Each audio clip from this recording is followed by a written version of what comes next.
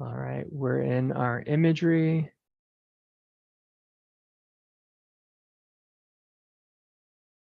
All right, Margaret, you ready? Awesome. All right, we're going live in 3, 2, 1, go. Welcome to our event on Alibaba and lessons for broader U.S.-China business relations. This is a joint event with Asia Society Texas and Northern California. We are very pleased to have Brian Wong as our special guest speaker. He's going to give us behind-the-scenes insights into one of the largest companies in China and one of the largest companies in the world. Moderating today is Ambassador Frank Lavin, and I will be introducing him in just a moment. A warm welcome to our partner colleagues at Asia Society Texas. It's been a pleasure working with you on this, and a big welcome to our members at our 15 centers around the world. We appreciate everyone in the audience supporting our mission of navigating shared futures. I'm Margaret Conley, the Executive Director of Asia Society Northern California. We have an hour for this program. We'll finish at 8:30 p.m. in Houston. That's 6:30 p.m. here in San Francisco. For today's format, I will introduce our moderator, Frank. He'll introduce Brian Wong. They'll have a moderated discussion, and then there will be time for audience Q&A. So please do type your questions via the YouTube chat box whenever you would like. Frank will be monitoring that and get to as many questions as we can. This event is on the record, and we are recording. The video will be posted to YouTube. Now, a few brief words about our moderator, Frank Lavin. He is the CEO and founder of Export Now, which works with global brands on e-commerce strategy and operations in China. He has served in the government, in the Department of Commerce, State Department, National Security Council, and White House. He served as Undersecretary for International Trade at the Department of Commerce. He was the lead trade negotiator for both China and India, and was previously U.S. Ambassador to Singapore. He has worked in the private sector too, at Edelman, Bank of America, and Citibank in Hong Kong and in Singapore. And we very much appreciate Frank being on our Asia Society Northern California board. Please welcome Ambassador Frank Lavin. Margaret, thank you so much. I'm delighted to be here this evening. It's great to reconnect with the Northern California Asia Society and Texas Asia Society. Very grateful for your support for hosting this today. So we're going to have a great discussion. I'm delighted to be back with my old friend Brian Wong, who I've gotten to know personally and professionally. As Margaret noted a minute ago, my company Export Now helps U.S. brands in China, mainly through Alibaba and Tmall and the family of outlets that Alibaba operates. So I know the professional side as well as the personal side. But Brian, you've taken it to the next level. You've given us a story of a company and a personal story and a journey of technology in China that sort of undergirds, to my mind, the whole transformation of China. And let's just begin this conversation by saying, welcome, delighted to be here with you. By saying, please share with us your insights, share with us what the book meant to you and the core themes that you learned in that book. Well, thanks so much, Frank, for that introduction, and thank you to Asia Society Texas, Northern Cal, and Margaret for hosting this wonderful event. It's great to be back with old friends like you guys were mentioning, and have this opportunity to share the Tao of Alibaba. The story is really two stories within one, Frank. And on the one hand, it's about how Alibaba's founder Jack Ma created an organization which, like the Tao, is in constant state of becoming, adapting, and changing, but it has stayed faithful to a core purpose and steady set of principles along the way. The result being that this is an organization that has been able to recreate itself constantly, time and time again over the last 2 decades. On the other hand, this story is about my own personal journey, moving from Palo Alto, California to Hangzhou, and realizing that there are many things in this process that I had to sort of unlearn, reassess, in terms of my beliefs about the role of business, what motivates people, and if and how Eastern philosophy and Western beliefs can really fit together and coexist within an organization. So in this book, Frank, I talk about sort of what are the external factors that created an enabling environment for a company like Alibaba in the digital economy as a whole, whether it be its large population, the social stability over the last 40 years, the infrastructure that was built, both physical and digital, that allowed for connectivity, in the world that they have today. Education, largest STEM graduate numbers amongst, top in the nation. The entrepreneurial spirit and many other factors, particularly the late touch governance sort of approach that the government used when allowing these tech companies to innovate, experiment, and then blossom into what they are today. The other aspect I address, though, is also how Alibaba was a catalyst for this burgeoning digital economy. Alibaba played such a key role in developing the e-commerce sector, digital payments, as we know, big data, cloud computing, and finally, logistics. All this provided the 4 pillars of what is now the foundation of much of the digital economy that we see today. I also point out how Alibaba was driven not just by the business aspects, but also by this mission that was really trying to figure out how to solve society's problems. And I go into kind of how this happens, both in terms of the e-commerce business, job creation, but also creating a more inclusive economy, bringing in marginalized or underserved communities into the mainstream economy. But then if we want to get into the secret sauce of Alibaba, the Tao of Alibaba, I also break that down in the book. And the Tao is a very sort of philosophical concept, but if I were to break it down into three sort of key words, it would really be about the path, it would be about harmony, and it would be about embracing contradictions, or what I call the dialectics.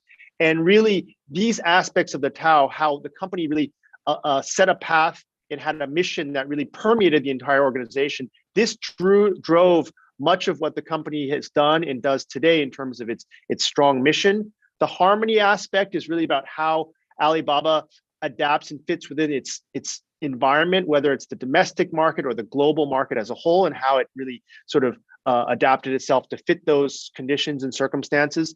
And then finally, when we talk about embracing contradictions, Jack often talks in riddle when he says things like Alibaba was successful because it had no money, no business plan, no technology. People scratch their head and say, how on earth does this make any sense?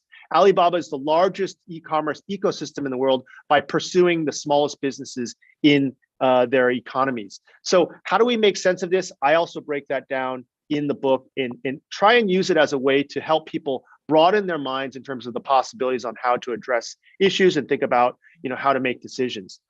If you ask me, Frank, what is the key takeaways from the book? I'll just kind of boil it down to a few.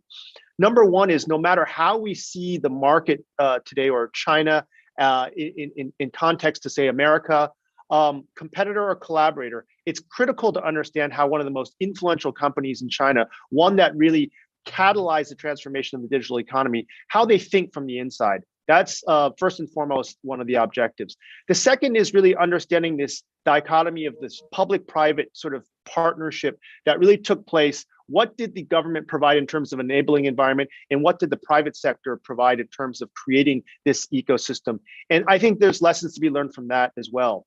And finally, for me personally, the realizations that business actually can, you can create an organization that's not just good for doing good business, but also doing good for society. Alibaba, in my mind, represented the best of both and really left me as a believer that, businesses can have more in terms of their purpose than just maximizing shareholder value. I think one of the things that Jack proved is that entrepreneurship can be one of the single largest forces of good and for change in society. And finally, I would say that having Alibaba, having sort of these examples in front of us provides a mirror for us as Americans to think about, what are the things that we in America can do better to promote more innovation, to be more competitive, not just within the developing world, but the emerging markets. I spent a lot of my time training entrepreneurs during the last few years of my time at Alibaba, and I can see that there's this growing awareness that there are multiple paradigms and models to approach the digital economy that are being pursued by many of these entrepreneurs in these markets. So that's kind of a summary of the book. Hopefully it's informative and yeah. No, that's a great overview, Brian. Thanks. There's a lot of food for thought there. Let me pick out one or two points. Go back to the early days and look. Alibaba's been launched, but Amazon's in the market. Amazon is in China. What were the set of circumstances that allowed Alibaba, forgive me for saying that, a startup, a company with, as you said, no resources, to prevail in China against Amazon, which is at that time very well established? Take us back to that combat and share with us the secret of success. Investment in one of the local companies, but there was also eBay. eBay was very early in there with EachNet. Right. And frankly speaking, most people thought that was a battle that was already done because of the power and the resources and the know-how of these Silicon Valley tech giants in the China market. But I think that one of the things that really allowed Taobao, which was the e-commerce, the retail business that Alibaba Group launched in 2003, was really, its understanding of the local market and how to serve the actual needs that existed in a market like China versus the United States. A lot of the Silicon Valley companies, while very successful in the US or even in Europe, when they sort of cookie cutter that approach to and applied it to the China market, there were a lot of deficiencies in the market in China that did not really work in the same way that they did in the other markets, specifically things like payment, logistics, even the way that customers interact in terms of communication and exchanging information. I think that Alibaba was really able to create an interface on Taobao that suited kind of the local needs, but also they created a payment system that actually worked for the China market. In a market that didn't have credit cards, they didn't have the sort of infrastructure that they did in the United States. That's what enabled a marketplace like Taobao to succeed, because they localized it. So one difference, just a mechanical difference, was Amazon, eBay relied on credit card, but something like 1% of China at that time had credit cards. But yeah. Taobao used direct withdrawal from bank accounts, direct links to bank payment. Is that the payment system on Taobao? So, I mean, initially, they actually created this, what they call an escrow system that was essentially using these accounts that were effectively wallets, but they had to be charged through either a post office or a convenience store. Like, you didn't even need to have a bank account. What you needed was you had to charge the wallet, and then that payment was passed to an escrow that was managed by Alipay and then released upon receipt of the product and approval of the buyer. But there was a very low trust environment in China back in 2003, 2004. It was a cash-based society. Who on earth would be willing to send money digitally or through the internet without actually meeting the individuals they're doing business with? So effectively, what Taobao, with the help of Alipay, which was at that time very much linked to Taobao at the marketplace, they created this culture of trust. And actually, that wasn't done just virtually. They actually had a lot of offline trainings, meetings, and interactions with merchants and consumers, the buyers themselves, in order to build the understanding of what was actually e-commerce, and then to build an understanding of or a level of comfort in terms of the trust that was being done or that existed within that community. So effectively, a lot had to be, time and resources had to be invested in just educating the market before this kind of e-commerce ecosystem could really take off. And did Amazon and eBay just not see this coming? I mean, it strikes us now looking back as, absolutely the right move. But are you saying Amazon just took this U.S. cookie cutter approach and parachuted into China and said, Look, I mean, I had a lot of friends who were at the companies at the time, friends from Silicon Valley that moved to China, and we talk about this. And I think it was sort of like watching a slow train wreck, about to happen. They saw that the things that they were trying weren't exactly being as effective as they would hope. But also there was this sort of difficulty in terms of the decision-making process. A lot of it was centralized out of the United States. Wow. And any decision that was proposed locally had to be approved at headquarters. That slowed down the process. And at the same time, when you have a local competitor like Taobao that was so aggressive and so innovative, in effect, you're just moving at half the speed or a fraction of the speed while your competitor is running circles around you. Let me take that point and touch on another comment you made in your opening remarks, which is, look, you were the first American hired at this Chinese firm, 100% mainland Chinese firm. You previously had, I would say, pretty good work experience for your age, but it was 100% with Western firms. Is that correct?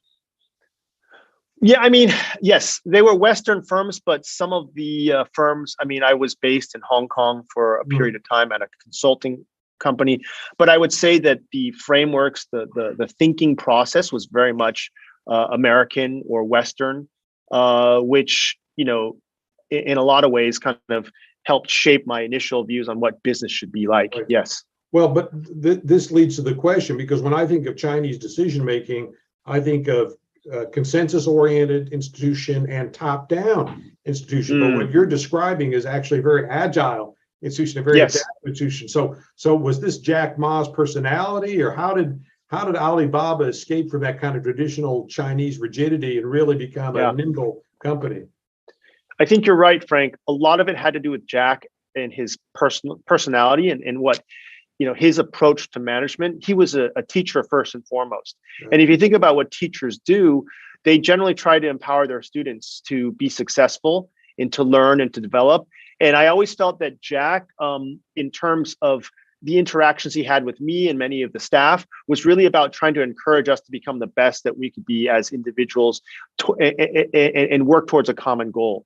So it wasn't about command and control. It was about enabling and supporting, and then directing towards that purpose or that objective, and allowing, frankly, for failures. If you made a mistake, sure, everyone would say, look, this isn't right. We need to do this better. However, let's try again, or let's take a different approach to it. And I think that sort of environment, and I'll note that many of the early employees, including the founders, were actually Jack's former students. So it's not a coincidence that kind of culture still existed, because in a way he sort of carried that over from maybe, the classroom environment into a company. And, tech companies, they need to have sort of that constant learning ethos in order to regenerate themselves, in order to grow. They can't be static. And so I think that really created the right environment. And would you describe Alibaba more as a retail or consumer company, or more of a tech company? Is that relevant to the previous question, that consumer-facing entities have to adapt because they have to understand the market and what consumers want, but tech companies say, look, I've got this app, I've got this widget, and you're going to love it? Yeah, good question. I would say it's very much the former. It's a consumer-focused company where technology is really a tool to serve those needs. Jack used to talk about how today it's the internet, tomorrow it might be something else that really helps us to solve these society's problems. And so, when we started out with Alibaba.com, I remember scratching my head because, coming from kind of the Silicon Valley world, and you think about internet, you're thinking immediately about scalability. And one of the things we did with these China Gold suppliers, which are basically these paid suppliers that were trying to promote their products and services internationally, we would actually go, so they asked me to develop a product. And I said, okay, I'll develop a do-it-yourself, a DIY website builder where the actual small, medium-sized businesses can build their own websites, and then we help them promote it. That seemed like a very wise and scalable type of model, instead of having individuals talk to individuals door to door. That did not work, because these owners of the small businesses, these factory managers, they had no idea what the internet was, let alone they could barely check email at the time. They didn't even know how to respond to emails. So what the company ended up doing was going door to door. They had a large sales team, thousands of people eventually, that would literally go door to door, try and sell this website product to a factory boss, and sit down with them and explain it point by point what this product was. And then we would manually build these websites for them. Doesn't sound like an internet company to me. It sounds like a very rudimentary, basic services company, right? But that's how Alibaba.com became the first company to go public within the portfolio. It was a $10 billion company built off of a sales team and customer service, not technology. That's very interesting. Let me just interrupt our conversation for 1 minute to speak to the audience. Brian and I are going to keep this conversation going for a few more minutes, and then we're going to turn to audience questions. So please enter your questions through the YouTube channel, and we'll have a chance to read them and share them with Brian. We'll get into your points in a few more minutes. Thank you. You referenced in your opening comments the Tao of Alibaba, that there's a special management style. And can you just elaborate on that, what you encountered? And by the way, I want to ask you to key off my previous point about saying, look, you were the first American there. there had to be adjustments or things you learned or things you saw that maybe struck you as odd or even unproductive, but had their own logic, and you could see that they sort of work. But share with us some of the insight, both that what Jack Ma's philosophy was, and then what you saw as the outsider coming into it, please.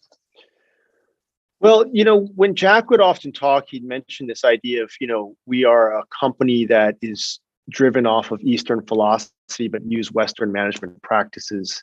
And I never really understood what exactly that meant. And I would argue that even today, I'm still trying to decipher all that. But writing this book kind of was a good process of learning for me. And, Taoism as a philosophy, or, once it was a religion, is a very complicated philosophy, because when the actual, Tao Te Ching, the book of all of the key sort of texts, starts with the first sentence, the Tao that can be told is not the eternal Tao, then how do you describe something that can't be described? It's full of sort of contradictions, right?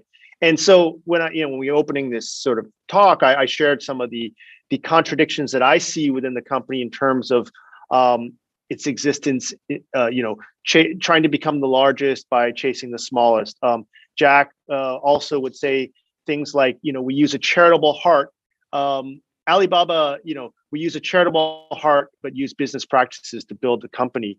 And I've always thought charity and business were polar opposites. How do you kind of blend those together? And probably one of the most interesting values that we have today, or Alibaba has today, is really this idea of to live seriously and work happily. Most people think you're going to live happily and work seriously, right? So how do you make sense of all this? Well, you can deconstruct each of these kind of phrases to better understand what it means. But the real essence of this is this kind of dialectic in this process of coming to truth or understanding by looking at the opposites. And what it allowed the company to do, well, it had processes and systems, which were very much a Western practice. The Eastern aspect of it is really about how to be fluid and be able to adapt within these polarities. And so that, I think, is what gave or gives Alibaba the flexibility and the adaptability to change itself. And it's just like that saying, be like water, flow like water.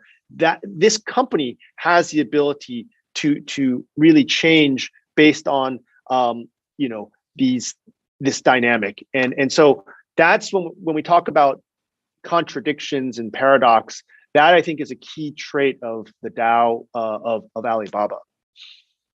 That's interesting. Let me shift again and give you a little more challenging question here. I love everything you've said. No, it's a great story. It's a great history of the company and your personal journey. But the challenging question is this: is the golden moment of growth past us? Is China past peak growth, or is e-commerce past peak growth? To say there's this incredible journey out of poverty into middle income, but once you've made that journey, what's the next chapter? So Alibaba is always part of the China ecosystem, and it's a very powerful platform. But is it past peak growth?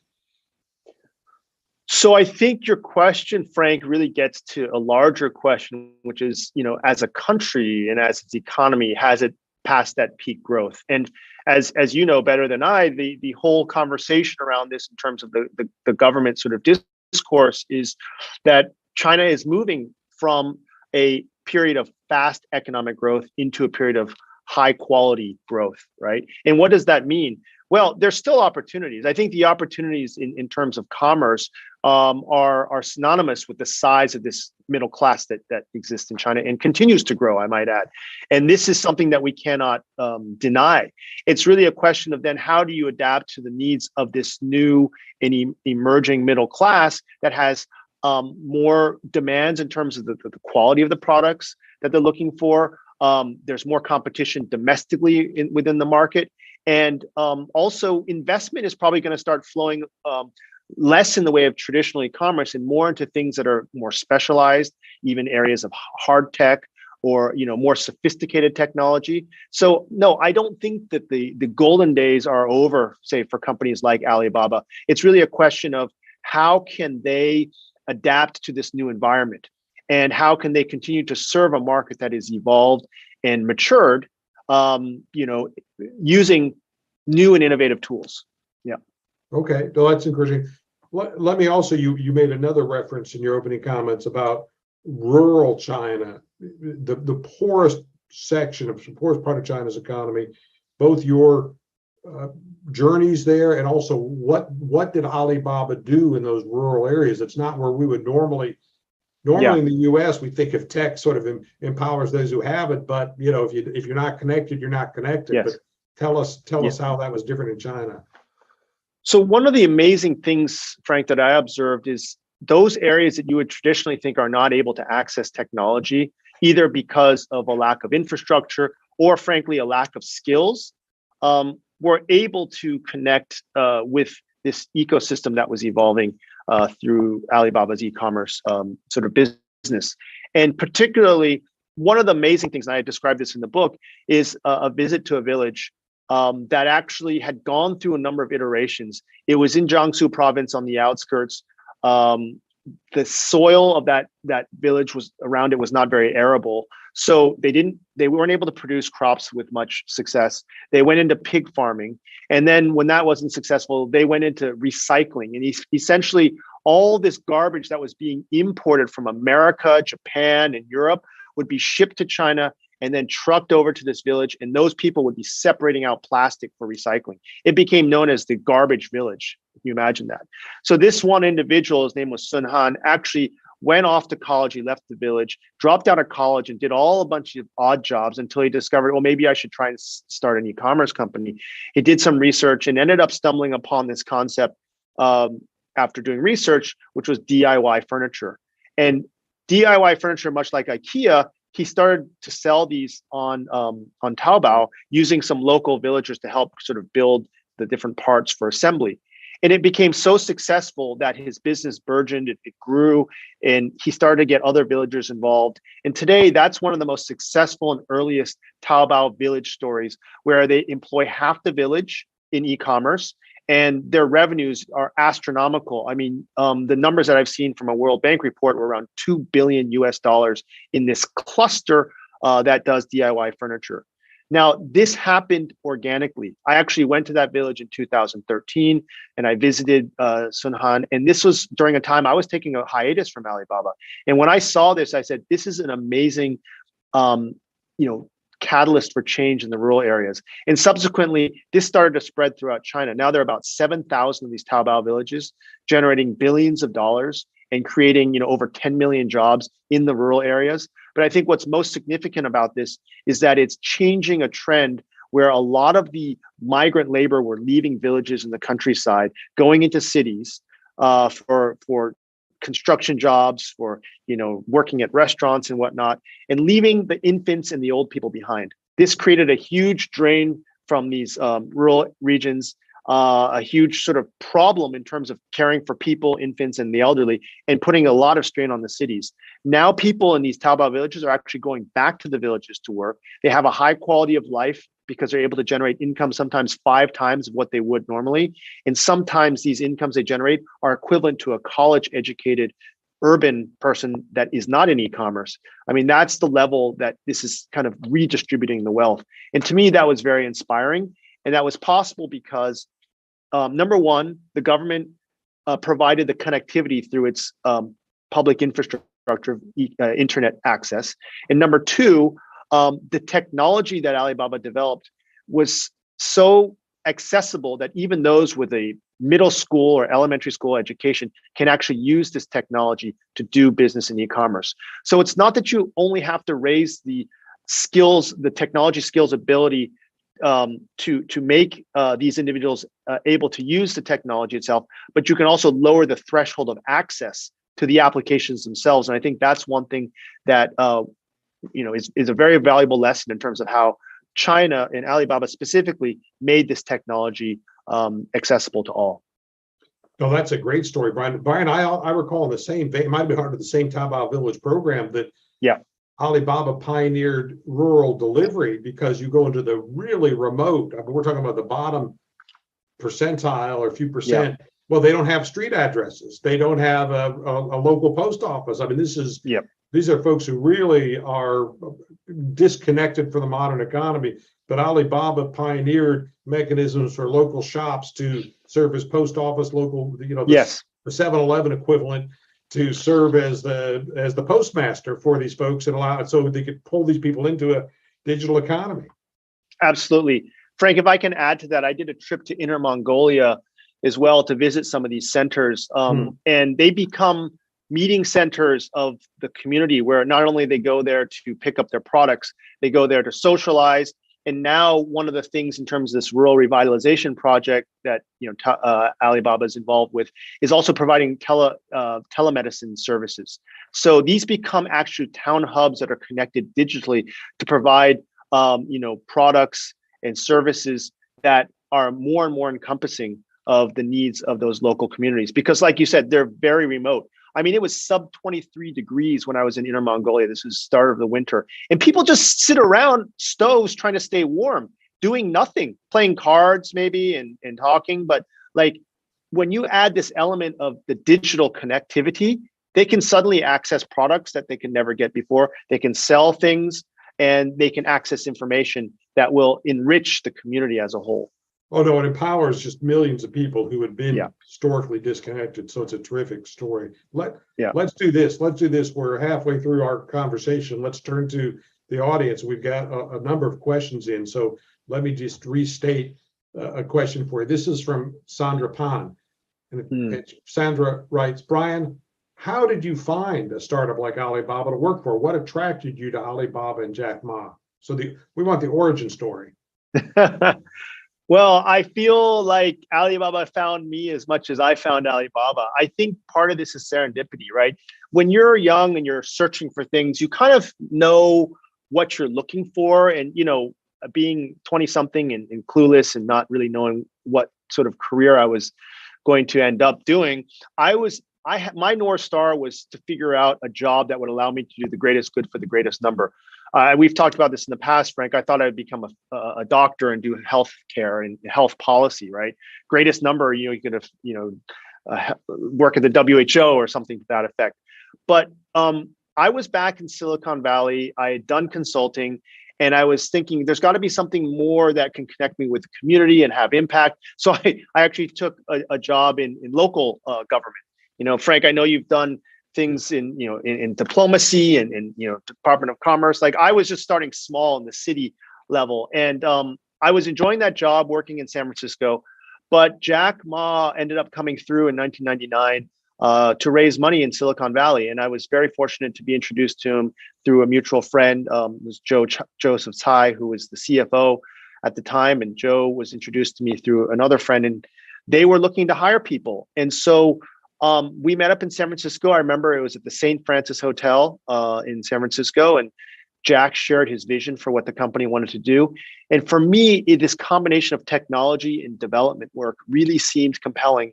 And it was, at the time, internet companies were more portals, it was about information. But Jack wanted to link this to commerce. And commerce, I knew could have a major impact on society's development. And I thought that was a very compelling idea. Jack has a charisma that is, something that just kind of captures your attention. And within 3 months, I left San Francisco and moved to Hangzhou. So that's a great story. Let me go to a question from Rayan. What can other countries learn from Alibaba and China? So I think this is multifold. And part of the reason why I really enjoyed my work towards the end of my time at Alibaba was that there were so many lessons that we learned, including some that we've shared today, but also just this mindset, a belief that you could go out and do these things using technology, despite the fact that Jack and many of the founders didn't have these hardcore technology backgrounds. They weren't PhD dropouts from like Harvard or MIT or Stanford. These were normal people that had this dream and ambition. But they were able to use technology to make that change. China started out very rudimentary. When Alibaba was started, there were 8 million internet users. Per capita income was $800. It was less than 1% of the world's e-commerce transactions. How do you start with so little and create so much? And what I've found, particularly in the emerging markets, when the entrepreneurs come to Hangzhou and learn about the story, a light bulb turns on they get inspired because they see that, hey, if these guys could do this, maybe I could actually do it in my country. Maybe I can do that in Rwanda. Maybe I can do that in Indonesia. And the conditions that existed in China at those times are not that different from what exists in those countries. So I think it's a contrast to kind of the Silicon Valley models, which really emerged from the developed world and very sophisticated technology. Those are inspiring to many entrepreneurs, and they should be. But then here's an example of a developing country that was also able to create something of impact and of scale and of global relevance. And that's what I think people often take away from these lessons that are captured in the book. No, that's a great story. I mean, to my mind, when I look at rural China, Alibaba empowers people. It connects people. And so even the poorest person or the most remote person or the least educated person is part of the same system commercially that the wealthiest or most highly educated person is. So it's very open in that sense. And you're going to capture a lot of good news if you do that. So so I think you're absolutely right. Here's a question from Chuck Ng. Given the new political landscape of China, what is the future of Alibaba? Yes. So, Frank, we talked about this a bit. The political landscape has changed, from the time that the company was started. There is a shift in terms of its focus, in terms of the economics and the resource where resources are being directed. And I think obviously, there's a whole nother political sort of lineup of individuals who are in leadership roles. I think that they've made their intentions and their goals very clear. What I always tell people, Frank, and I think you know this too, is that if you want to know where China is headed, just look at their 5-year plan. This last 14th year plan, 14 5-year plan really lays out how they're making this transition and focusing on new industries like renewables, like green tech, like semiconductors in these areas. And, that just means that this e-commerce space has matured. And now it's a question of how do you make it even more efficient? I think e-commerce focused largely on the marketing and sales aspect and understanding consumer demand because of this data. Now, I think what's going to happen is you have to move into the digitization of the businesses. How do you make manufacturers smarter, more lean, and more efficient in their resource use based on the projected demand? And how do you essentially upgrade the entire ecosystem using this technology and the data that has been now generated as a result of that? Yeah. Listen, I think the only mistake Alibaba would make is if it said we've got a good model, let's just count on economic growth to keep it going. And I said, then you're stagnating, then you're not. But I think I love what you said about business practices, a lot of B2B improvements. We can see that rippling through. And I think a lot of international connectivity. Through the Alibaba system, people are sourcing from, selling to. So all of that, I think, is in front of us. All right. Here's a question from Eric Cooper. What's the next chapter in the evolution of U.S.-China trade, and what is needed to take the two countries' trade relations to the next level? Wow, that's a big question, and maybe even one that's more suited for someone with your background, Frank. So why don't I? You first. Yeah. I'll take a crack at this, and then we'll leave it to the experts. Look, I think that one of the great things that companies like Alibaba provides is a window and a channel into China's consumer market that is only going to continue to increase in size, as we talked about. Those needs have changed. Look, I've seen amazing stories over the years in terms of how Chinese consumer demand has evolved. And they're always looking for new things. They're always looking for fresh product ideas. And they have a voracious appetite to consume these things. I remember one year when we started to promote produce and agricultural products from America to the Chinese consumers on things like Singles Day. Over 1 million apples were sold from Washington State. I think these were the Gala Granny apples. 1 million of these sold in a day, right? I mean, that's the appetite. Boston lobsters, cherries, tons of cherries. I think it was 27 tons of cherries were sold in this one promotion. That's unheard of. And I heard the price of lobsters in Boston went up because there was so much demand from the Chinese consumer. So then that's evolved. Cars now, cars, there were 6,240 cars sold in one day at one Singles Day event. I think it was 2017. That set a Guinness Book of World Records. But, cars now are being sold on Tmall every day, millions of cars. And so that's a very efficient and low cost channel to sell products. And now, what's the new trend? Now it's things like wellness products, health, pet products. The pet industry in China is booming. That's one of the fastest growing sectors in the consumer market today. And then outdoor equipment. There's this whole trend now with COVID of something called glamping. Like everybody likes to go out and kind of be in the outdoors, but comfortable enough so that it's not too harsh. But like everybody's into outdoor things. Skateboards. I think the percentage of growth in skateboard product demands have gone up like 500% in the last year, because that's one of the new trends.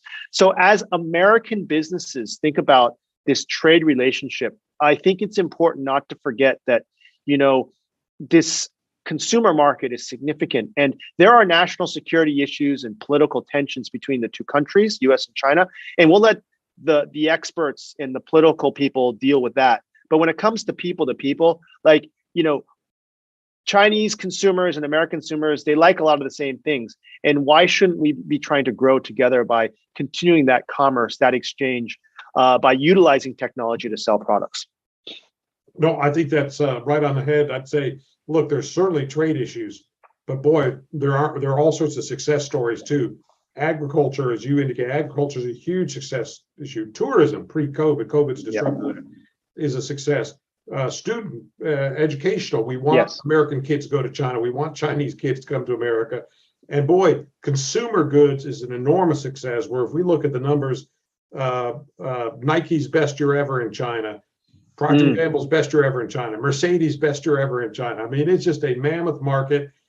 And my view is the Chinese consumers like these wonderful products for the same reason we like these wonderful products, because they deliver value, and you get what you pay for. So there's no question there's that appetite in China, very similar. I think you gave some great examples too, to say, look, that market isn't stagnant. That market is evolving. It's in different channels. There's capacity for experimentation. There's a restlessness among consumers. There's always a constituency that wants the next best thing and wants to try something new. And life is to experience and to enjoy. So it's up to the great consumer goods companies of the world to empower those consumers and give them something that lets them have a better life. So I'd say so far so good. So far so good. We're very much on the right track, and just keep a good thing going. Let me turn to another question about the early days. What were the existential issues or challenges that Alibaba faced early on before it got traction and started its meteoric growth? Well, the company was near bankruptcy, about 6 months away from bankruptcy in the early days. I think it was 2002. And that was a decision that Savio Kwan, the first COO of Alibaba, had to come in and make the call with Jack, obviously. But whether or not we needed to lay off a large number of people, including the international teams. If you've met Jack, he's someone who has a very big heart. He wants to do the right thing, but he also cares a lot about his people. And for him, I think it was a very painful time and decision to lay off staff that had, given their trust to the company and made this leap to join what was a crazy startup at the time. But Savio, being kind of newly appointed, he had to make that call. And so that was a big decision. They called it back B2C, back to China strategy. And a lot of the international staff were laid off. Then some of us were given the opportunity to actually move back to Hangzhou, because I actually at that point was working in Hong Kong, and they made an offer. They say, we'll cut your salary in half, but we'll double your stock options. And didn't sound very appealing at that time. 2020 hindsight, even at today's price, would be very attractive. But so a lot of us left. I went back to business school, and that was an experience that complemented and probably really enhanced my appreciation for what we had done at the company. But that was probably an existential situation. Let me ask you though, the background of that, was that just over expansion? Was that just too far, too fast, and the market hadn't caught up? And so we had this, Alibaba had this significant cost base, but there wasn't yet the flow. Was that sort of the quintessential like, over expansion, or was there something beyond that? Yeah, I think that was definitely this over ambitious belief that we could grow that fast and be able to support ourselves. I think it was also, frankly, we didn't quite have the systems and processes in place that really codified what Jack believed, which was this mission would make it easy to do business anywhere. But we hadn't put it in a structure that would allow us to kind of be so focused that we create a viable business model out of this. We were trying all these different things. And this is what in the book, again, I talk about the different phases of a company or of Alibaba, this trial phase, this, refinement stage, and this kind of development stage. It goes in cycles. And that was the chaos period where you're just throwing whatever you can against the wall to see what sticks. Yeah. But I do think it happened in a way that probably most of the management weren't quite ready for the consequences of that kind of decision. And I think Savio came in and instilled some discipline. And when we finally settled on a business model, then that's what allowed the company to get its feet on the ground and get that traction. Because Alibaba's got a great global footprint today. I mean, when we deal in our little company with a French cosmetics brand, we'll get a call right away from Tmall in France, the Alibaba team here in France, and it's not just the country head, it's the cosmetics, beauty. I mean, there's a whole team just on cosmetics and beauty. So there's got to be a reasonable footprint just in the French market. So that was. I mean, this is what, like 2 decades after the fact. I mean, we had like 2 people in London and like 4 people in the US and a few people in Korea. We actually had a joint venture in Korea at that time and a bunch of people in Hong Kong.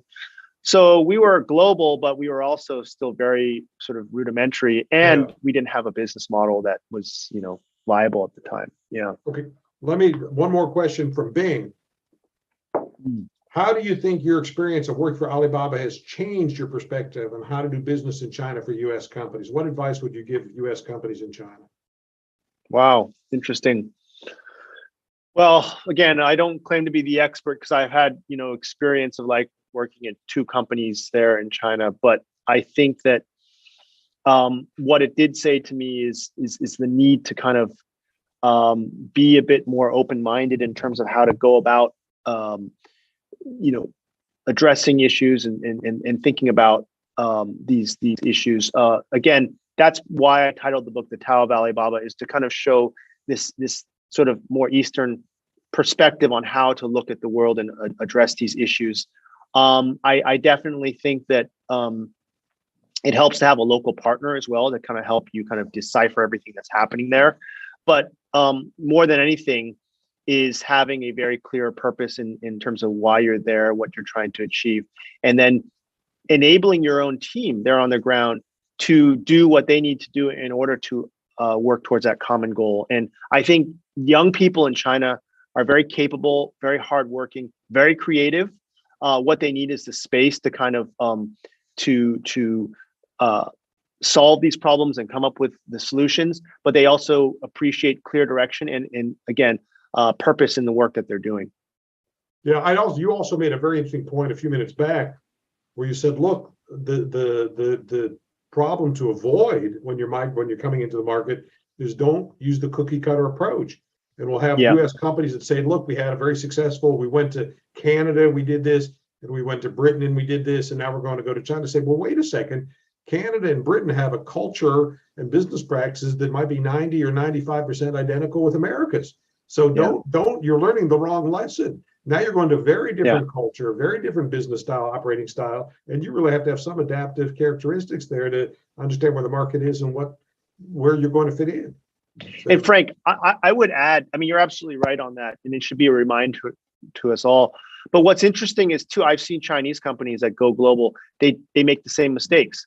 I mean, even we did at Alibaba, thinking, we're learning from eBay's mistakes in China, but then we go to, Europe or go to, India and we try and apply the China model to India market and it doesn't work. And so I think it's not it's intellectually, it's easy to kind of say this, but then when you're actually in practice, sometimes it requires, a little bit more discipline to kind of hold yourself back. So some companies are diagnostic and they try to understand the market and get feedback. And some companies just are not that diagnostic and they say, we've got it and here's what we do and we're going to do it. Yeah. And, yeah. Again, that'll work probably going US to Canada. That'll sort of largely work. But boy, in China, you have to say, the consumer behavior is different, purchasing power is different, expectation, Yes. even what the product means to the consumer can be different. We can look at everyday example. I mean, I'm always taken by the difference, Brian, if I may digress a minute, about the difference between Anheuser-Busch ads in the US and in China, where you say, well, what's the purpose of beer? The product is identical. It doesn't, the product's not different, but the social dimension of the product, the use of the product is marketed very, where in the US, it's viewed as friendship, that the point of beer is to establish a friendly relationship with someone, and this is how friends talk to each other. They say, let's go get a beer. Yeah. And in China, at least in the Anheuser-Busch ads, the point of the beer was to signal a success in business, that you have a beer when the transaction is done, and you have a beer as a celebration of success. Now, those aren't radically different ideas, but they're slightly different nuanced position, right? So, so the Anheuser-Busch guys have smart people in their team, and they're trying to understand the market and what the point of this product is. Yeah. And another thing to point out on that is, the business culture in China is it's about 40 years in existence since the opening, the open door policy. And we think about in America, there's probably over 160, 150 years of formal business management practice. Think about Wharton. It was established in 1881. That's when the first kind of academic institution tried to teach business. So there is actually this, in that regard, despite the length of history in China's, the country and the culture itself, this modern business practices, there's this difference. And that's probably also why people go to China to do business. Like, oh my gosh, how on earth did they come up with this approach? Or, what's this management theory that they're using? I've never heard of it, because in a way, a lot of this is being created right now in China. They're learning from Western practices and whatnot, but there's also something very specific to China that's being created, and I think that's part of the excitement of working in the market. Yeah, actually, very well said. Let me just ask a general question about your connection with Alibaba. You left the formal business operations of e-commerce and you went into some of the allied undertakes Alibaba, the Global Leadership Initiative and the university and the campus. Explain what you were doing there and what was the point of these affiliated institutions, still under the Alibaba umbrella, but not directly commerce related. So it was more under sort of the chairman's office. And these are projects I felt were very important from a more sort of long-term holistic perspective. And part of it was, I think, Jack, as he was preparing for his own retirement, he was seeing that, what is it besides the business, which was being well run by the management that, had been hired and had been building these businesses. He said, what else is there that we can utilize to help improve kind of the world and also promote this idea of, helping little guys, basically helping those who are kind of more on the underserved or marginalized sort of communities. And he felt that entrepreneurship is really the key catalyst and the driver for changing society. And he wanted to share the lessons of Alibaba over the last 20 years with these entrepreneurs. So we spent a lot of our time. So there was two things, actually. One, I spent time helping to develop the next generation of Alibaba global leaders. These are young professionals, late 20s, early 30s, that came to Alibaba, and we shared kind of the culture, the mission, the vision, and all that in a way that was accessible for international team members, and then allow them to go global to the global offices to work. But then we took some of that curriculum and then made it into a program for training digital entrepreneurs from emerging markets like Southeast Asia, South Asia, and Africa. And that was very much a project that we were trying to share our experience, our know-how, and show and inspire these entrepreneurs to do more with the businesses that they were creating, and give them this confidence that, hey, you can actually be a catalyst for your societies, your communities, by building an e-commerce ecosystem in the same way that Alibaba did in China. We didn't try and say you should do it exactly like Alibaba. It was more let them come and see what is possible, and understanding, Jack's whole story and his background.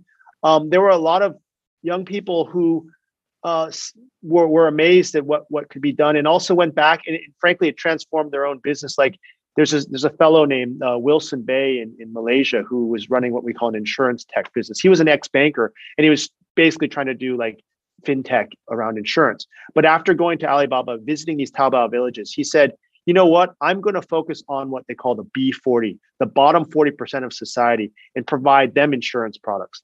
Now that sounds like a very non-money making endeavor because these people have no money, right? But actually what he was able to do is create insurance products that could be sold in little bits, like on a monthly basis at a very low price, to provide gig workers health insurance, accident insurance, and all those street vendors that sell food on the sides of the streets in Malaysia and Southeast Asia, Indonesia. He was able to provide them the same insurance products, and he even got a license to underwrite his own insurance, products for these markets. And now he's the largest insurance provider to this whole segment, and it's a growing business.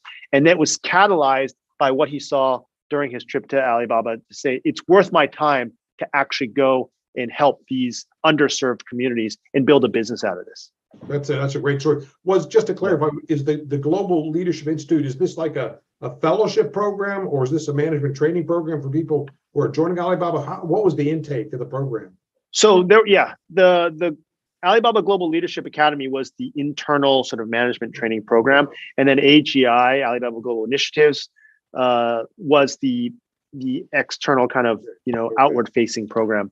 And the former, the Leadership Academy, was really bringing in young professionals from all over the world, from the United States, Europe, Asia, Africa, and then kind of putting them through a program to really understand Alibaba in a comprehensive way. One of the big challenges for international people that go to the company is it's so large, and it's so, culturally, it's so different.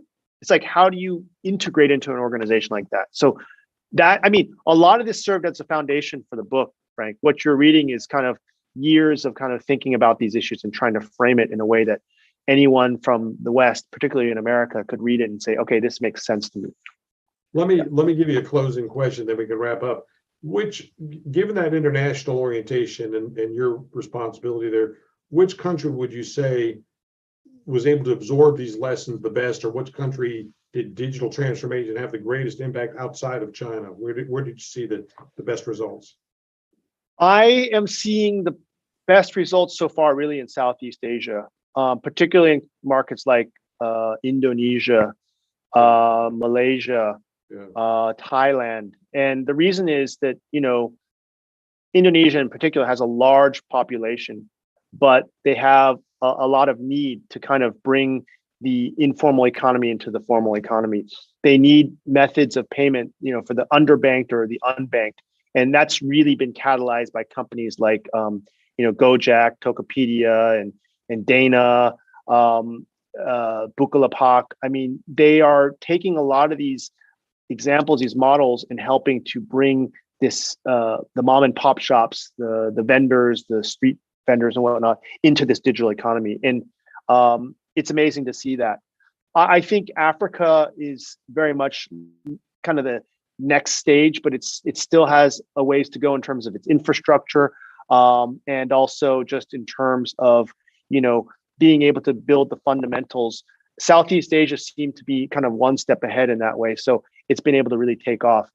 Also, I will add that there's a lot of interest from like Brazil and Mexico, these countries that have been largely within the kind of US purview in terms of thinking about the economic structures. But you realize there's also a very large informal economy that is looking for opportunities.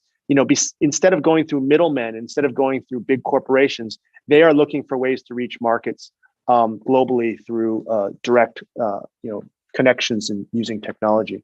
It's a great story, and everything you just said kind of reinforces your earlier message that this is not just how are we going to transform China and create this middle class and help consumers and entrepreneurs and empower the rural poor in China. But then we can share this lesson. We can share this lesson with other societies and help them as well. And boy, it's been an incredible transformation there. Let me ask you as we close, can you reach behind you and get that book? I want you to hold the book up to the, I want you to hold the book up to the camera. Hold the book up to the lens there.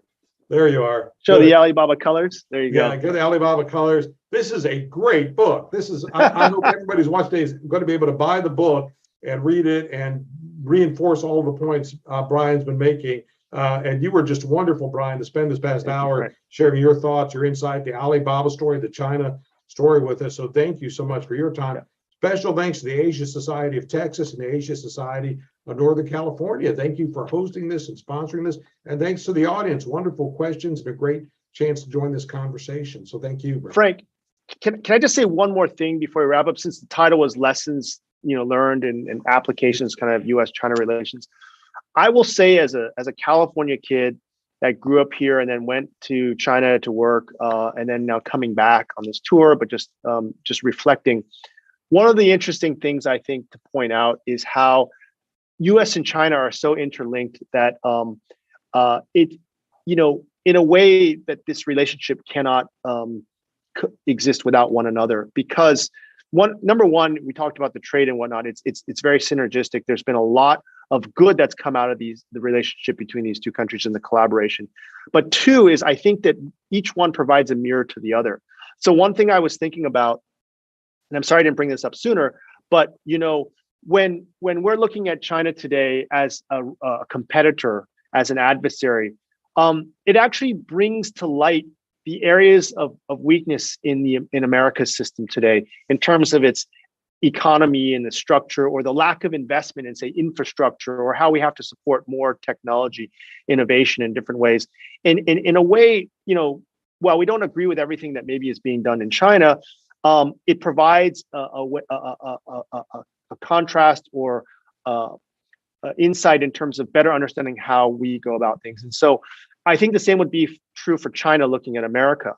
And so I hope that that's not lost in this conversation. Part of the reason why I wanted to write this book is to give people, insight into what's happening in China through the lens of one of the most influential companies, but then also reflect on ourselves in terms of what we can do better in America to remain competitive and to prepare ourselves for the future. And that's one final lesson that I think we can hopefully take away from this understanding.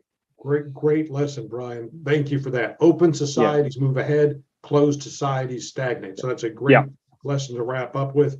Thank you for spending the hour with us. It's been a lot of fun. I learned a lot. Good to see you. Thanks, Frank. Okay.